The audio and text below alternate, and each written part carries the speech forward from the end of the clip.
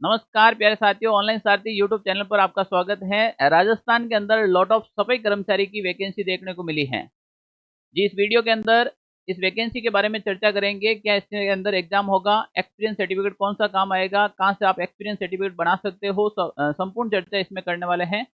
राजस्थान के अंदर 4th grade वैकेंसियां बहुत ज्यादा देखने को मिल रही है। वर्तमान में पशु परिचर की वैकेंसी कंप्लीट नहीं हुई, इससे पहले सफाई कर्मचारी की वैकेंसी आ गई। क्या इसमें एग्जाम होगा या नहीं होगा, या सीईटी के तहत होगी, किस प्रकार से होगी? तो प्यारे विद्यार्थियों, राजस्थान के अंदर सफाई कर्मचारी के 24,797 यानी कि 24,797 पोस्ट निकाली गई हैं। ये भर्ती पहले आ चुकी थी सरकार के अंदर, परंतु किसी कारणवश इस वैकेंसी को रद्द करके आगे ले लिया गया था। अब वर्तमान में इसी वैकेंसी को वापस पुनः आवेदन मांगे गए।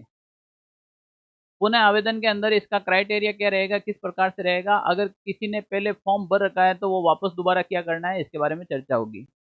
तो प्यारे विद्यार्थियों, सबसे पहले जो सफाई कर्मचारी के पद हैं वो 24,797 पद हैं। और इसके अंदर जो आयु सीमा है यानी कि उम्र है वो आपके 1/1/2025 को न्यूनतम 18 वर्ष होनी चाहिए और मैक्सिमम आपके 40 वर्ष की उम्र होनी चाहिए।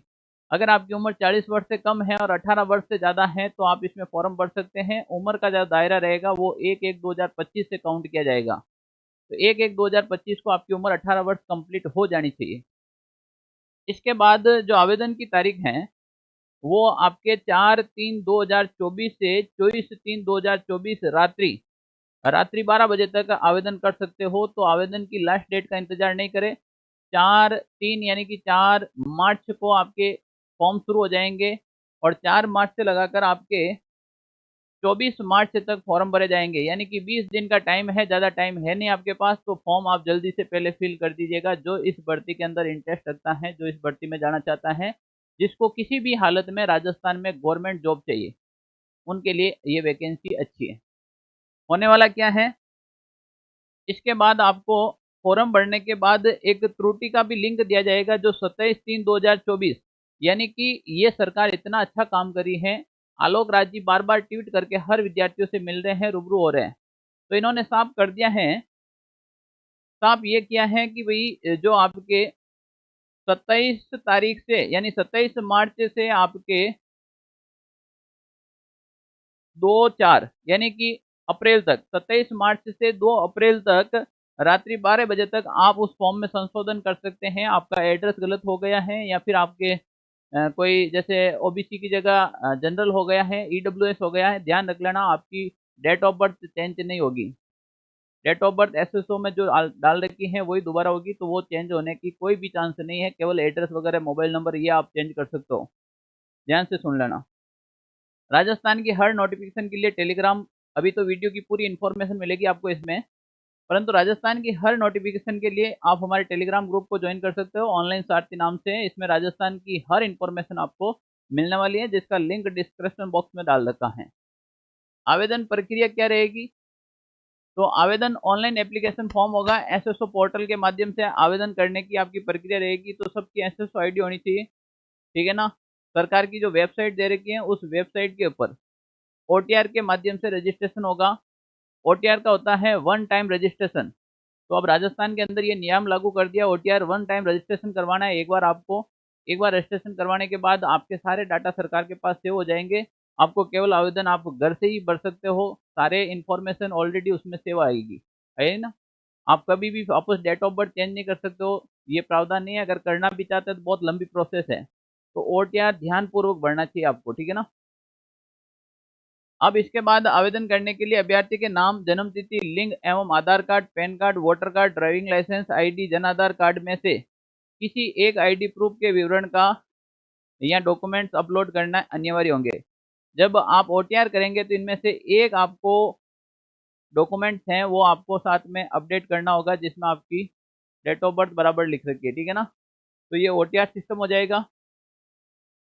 अब इससे पहले जब ये नोटिफिकेशन आया था उससे पहले काफ़ी विद्यार्थियों ने फॉर्म भर चुके थे, उसके बाद फॉर्म वापस विड्रॉल कर दिए गए, यानी कि वैकेंसी को स्थगित कर दिया गया किसी कारणवश से। तो जो विद्यार्थी ऑलरेडी फॉर्म भर चुके हैं उनके लिए क्या रहने वाला है, जिन अभ्यर्थियों द्वारा पूर्व में जारी विज्ञापन संख्या 01/2023 दिनांक 9/6/2023 के तहत ऑनलाइन आवेदन किया जा चुका है उन्हें पुनः आवेदन करने की आवश्यकता नहीं है। पूर्व आवेदित विद्यार्थी भी अपने ऑनलाइन आवेदन में संशोधन कर सकते हैं। जो पहले फॉर्म भर चुके हैं उसको केवल और केवल जन आधार अपडेट करवाना है।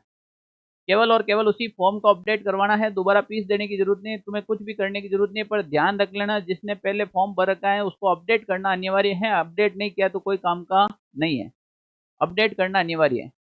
जो पूर्व में फॉर्म भर चुके विद्यार्थी हैं, जब संशोधन की डेट जारी होगी उस समय आप भी अपना कोई एड्रेस, नाम, मोबाइल नंबर कुछ भी है तो वो चेंज कर सकते हैं। 2023 में जब ये फॉर्म भरे थे तो काफ़ी समय हो गया है, तो आप एक बार जब भी लिंक ओपन हो तो अपना फॉर्म देख लेना। अगर आपका सही भर रखा है तो ठीक, अगर कोई संशोधन करना है, जब इनका संशोधन आएगा उस समय आप संशोधन कर सकते हैं। वरना अपना जन आधार अपडेट करना, ताकि वो फॉर्म आपका दोबारा अपडेट हो जाएगा। जन आधार अपडेट नहीं किया दोबारा अपडेट नहीं होगा, मैं अभी बता देता हूँ।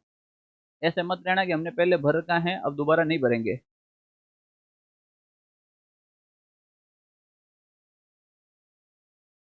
अब हम कुछ चीज़ की बारे में बात करें। यदि आवेदन पत्र क्रमांक, एप्लीकेशन आईडी अंकित या प्राप्त नहीं हुआ है तो इसका अर्थ है कि उसका आवेदन पत्र जमा नहीं हुआ है। आवेदन पत्र के प्रीव्यू को आवेदन सबमिट न माने, यानी कि जब तक आपके पास मैसेज, अगर जनरेट का मैसेज आने के बाद आपके पास आईडी नंबर आ जाए तब मानना है कि आपका फॉर्म सबमिट हो गया है। वरना ऐसे सबमिट लिखा हुआ है और आपके आईडी नहीं मिले आपके, तो ध्यान रख लेना। वो एप्लीकेशन आईडी आपके पास नहीं आए तो समझ लेना कि वो अभी तक आपका सबमिट नहीं हुआ। आवेदक से आवेदन जन आधार कार्ड के माध्यम से लिया जाएगा, अतः अपना जन आधार कार्ड को भी अपडेट रखें। काफ़ी विद्यार्थियों के जन आधार अपडेट नहीं है, क्योंकि जन आधार में मोबाइल नंबर ऐड नहीं है, ओटीपी नहीं आ रही है, ये सबसे बड़ी समस्या आ रही है। तो अभी आज ही आप सबसे पहले जन आधार के ऊपर देखें कि आपके मोबाइल नंबर जुड़े हुए हैं या नहीं है, या उसके ऊपर ओटीपी आ रही है या नहीं आ रही है। नहीं आ रही है तो तुरंत अपडेट करवा दें उसको। आवेदन शुल्क क्या रहेगा इसके बारे में जानकारी दे रखी है। वन टाइम रजिस्ट्रेशन का जो निर्धारित शुल्क जमा करवाना है वही आपके शुल्क रहेगा। इसके बाद जो सामान्य अभ्यर्थी हैं उसका 600 रुपये है, और आरक्षित वर्ग है जैसे ओबीसी वगैरह हैं उनके 400 हैं, ठीक है ना। दिव्यांगजन है उनके भी 400 रुपये फीस लगने वाली है, ध्यान रख लेना। तो 600, 600, 600, 400 और 400 रुपये आपकी फीस लगने वाली है, ठीक है ना। बाकी का जो 100 रुपये हैं वो आपके उसका संशोधन है तो अभ्यर्थियों से शुल्क और अलग से लिया जाएगा। जो आपके गलती का कर रहे हो उसके लिए आपका ये जुर्माना होगा, ध्यान रख लेना। पदों का विवरण है, अलग अलग प्रकार से संभाग, जिले, तहसील सब दे रखी है। जैसे चौमू, सांबर, चाकसू, कोटपुतली, फुलेरा, जोबनेर, किशनगढ़, रेनावा, शाहपुरा, विराटनगर, बगरू, सीकर, फतेहपुर, लक्ष्मणगढ़, रामगढ़, श्री माधोपुर, तो सामने सबके पद दे रखे हैं। राजस्थान का मूल निवासी होना चाहिए।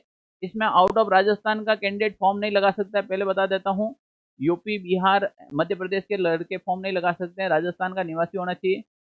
दूसरी बात, वो राजस्थान का निवासी कोई भी जिले में फॉर्म भर सकता है, अपने जिले की जरूरी नहीं है कि मैं मान लो पाली का हूँ तो पाली से ही फॉर्म लगूँ, मैं जोधपुर का हूँ जोधपुर से फॉर्म लगूँ, मैं सीकर का हूँ सीकर से नहीं। आप राजस्थान से किसी भी तहसील से किसी भी जिले से फॉर्म लगा सकते हैं। तो ये आप स्क्रीनशॉट ले सकते हैं। ये टोटल सभी जिलों के बारे में दे रखा है, और इसकी जो पीडीएफ है अभी वो मैं टेलीग्राम ग्रुप में डाल दूंगा, तो आप ऑनलाइन सारथी टेलीग्राम को सर्च कीजिएगा, वहाँ पे आपको ये पीडीएफ मिलने वाली है। तो ये जिलों का विवरण दे रखा है। उसके बाद क्या होगा, विशेष सूचना के अंदर क्या दे रखा है कि जैसे आपके किसी वर्ग, आरक्षित पद, सामान्य वर्ग, अनुसूचित जाति एवं अनुसूचित जनजाति, अन्य पिछड़ा वर्ग, अति पिछड़ा वर्ग, आर्थिक रूप से कमजोर वर्ग की पात्र एवं उपयुक्त महिला आवेदक उपलब्ध नहीं होने पर उस पद को उसी वर्ग के पुरुष आवेदक से भरा जाएगा। विवाहित महिला आवेदकों को अपने पिता के नाम, निवास स्थान एवं आय के आधार पर जारी अन्य पिछड़ा वर्ग, अति पिछड़ा वर्ग का नॉन क्रीमिलियर का प्रमाण पत्र प्रस्तुत करना होगा। पति के नाम व आय के आधार पर जाति जारी प्रमाण पत्र मान्य नहीं होगा। बड़ी शानदार बात कह दी इन्होंने, साफ कह दिया है। अगर कोई विवाहित महिला फॉर्म भरती है और वो ओबीसी के अंदर वो नॉन क्रीमिलियर के अंदर आती है, क्रीमिलियर की फीस अलग लगती है, नॉन क्रीमिलियर की अलग अलग लगती है। तो अगर कोई विवाहित महिला है वो फॉर्म भरती है और नॉन क्रीमिलियर में भरे, तो वो अपने पिता की आय, यानी कि अपने ससुराल नहीं, अपने पीहर में अपने पिता की आय का प्रमाण पत्र का ब्यूरो देना होगा। तो मैं कहता हूँ कि इस जंजाल में जाओ ही मत, आप तो सीधा है कि आप 100 रुपये ज़्यादा लगता है, क्यों ऐसे काम करते हो, सीधे भर दो, परेशान होने की आवश्यकता नहीं। कहीं पे महिलाओं के आवेदक हैं, जैसे मान लीजिए ओबीसी के 60 पद आ रखे हैं और वहाँ पर 60 महिला नहीं मिली, तो वो पद खाली हैं, वो पुरुषों को दिए जाएँगे, ओबीसी वर्ग के पुरुषों को ही दिए जाएँगे। ध्यान रख लेना, सरकार ने साफ कह दिया, कोई विवादित नहीं है। ठीक है ना? साफ शब्दों में कह रखा है। महिला है तो आरक्षित पदों में नियमानुसार 8% पद और विधवा एवं 2% और परित्यक्ता विवाह छिन्न महिलाओं के लिए आरक्षित हैं। यदि पर्याप्त विधवा अभ्यर्थी उपलब्ध नहीं होती हैं, तो विधवा के लिए आरक्षित पद को उसी श्रेणी की परित्यक्ता विवाहित छिन्न महिलाओं से भरा जाएगा। इस प्रकार यदि पर्याप्त परित्यक्ता अभ्यर्थी उपलब्ध नहीं होती है, तो इनके लिए आरक्षित पद को उसी श्रेणी की विधवा महिला से भरा जाएगा। मान लीजिए विधवा महिला नहीं मिली, तो तलाकशुदा महिलाएं होती है, वो फॉर्म लगा सकती हैं।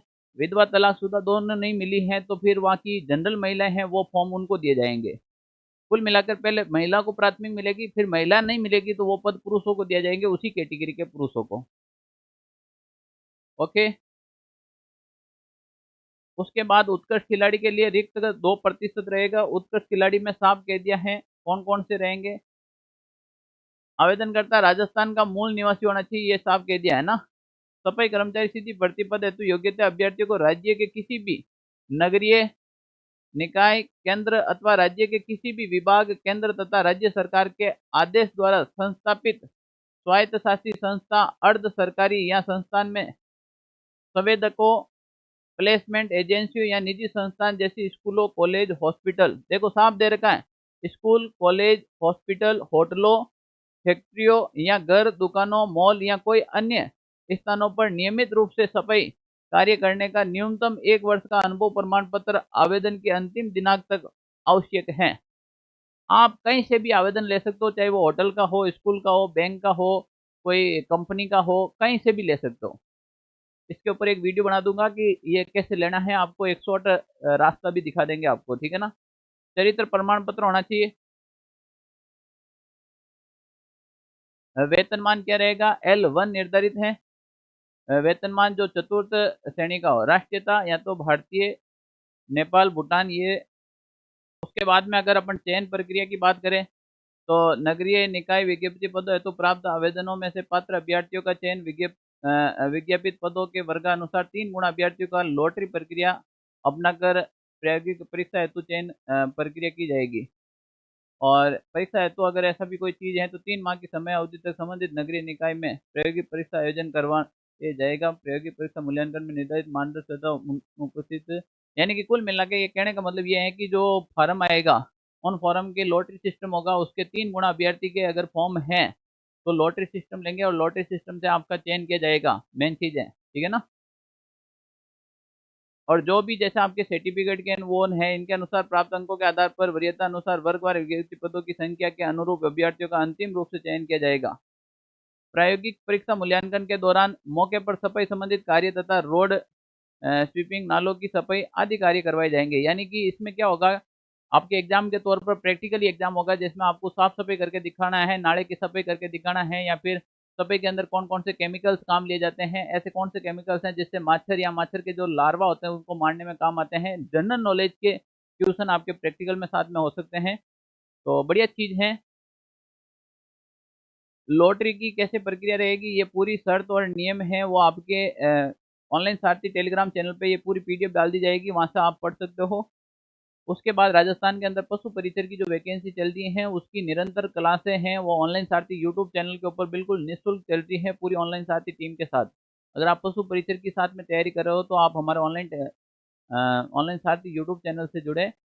एक ऐप भी बना रखा है ऑनलाइन सारथी ऐप, वहाँ पर फ्री मॉडल पेपर है, वहाँ पर आप देखें। सफाई कर्मचारी की वैकेंसी है, बहुत बढ़िया वैकेंसी है भाई। वैकेंसी कोई छोटी बड़ी नहीं होती है, झाड़ू तो देश में नरेंद्र मोदी भी निकालते हैं, तो क्या दिक्कत है। तो सफाई कर्मचारी, अगर कोई माँ बाप के सरकारी नौकरी का सपना पूरा करना चाहता है, तो अच्छी वैकेंसी है, आप फॉर्म फिल कर सकते हो। जय हिंद, धन्यवाद।